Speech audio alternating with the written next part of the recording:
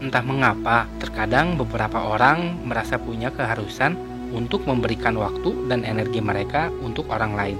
Tapi kenapa? Mungkin mereka merasa mempunyai kebutuhan untuk membuktikan diri mereka sendiri. Atau mungkin mereka mempunyai keinginan yang kuat agar disukai orang lain. Masalahnya adalah apabila kamu terlalu peduli dengan pendapat orang lain, kamu bisa berakhir menjadi budak mereka.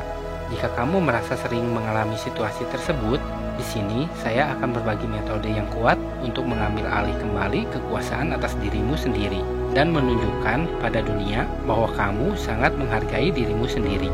Metode ini disebut pergi dan tinggalkan.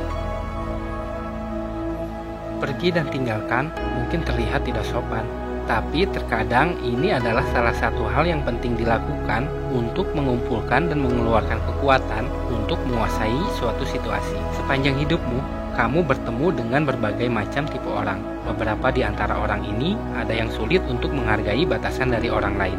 Beberapa di antaranya lengket dan menuntut banyak sekali waktumu.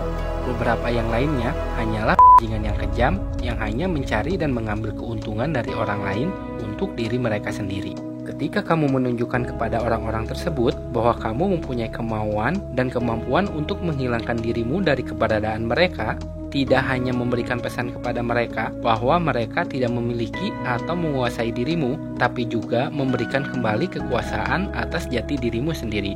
Kekuatan untuk pergi dan meninggalkan mempunyai dua teman baik. Yang pertama, kata tidak. Yang kedua adalah arah. Jika kamu sering menemukan dirimu sendiri menghabiskan waktu dengan rengekan dari keinginan orang lain, atau bahkan lebih parah, orang sering mengambil keuntungan dan memanfaatkan dirimu, kemungkinan besar kamu sering mengalami kesulitan untuk mengatakan tidak, dan kamu tidak mempunyai arah hidup yang pasti. Ketidakmampuan untuk mengatakan tidak dan kehilangan arah hidup membuatmu tidak mempunyai keteguhan diri.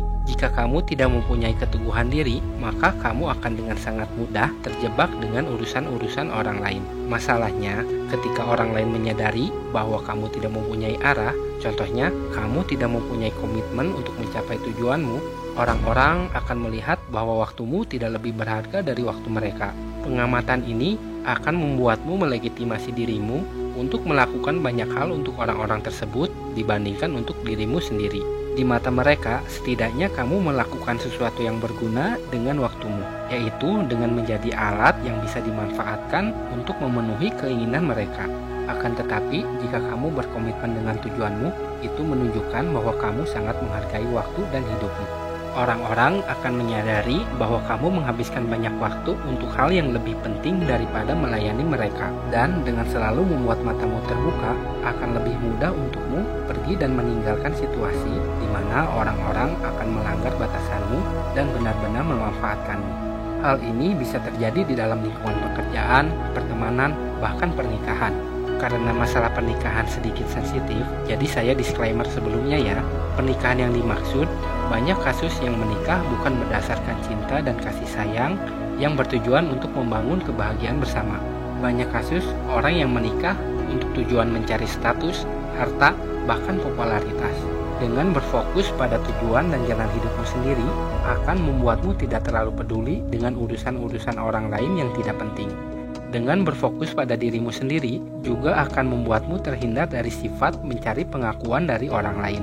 Karena hanya ada satu orang yang perlu kamu buktikan, yaitu dirimu sendiri.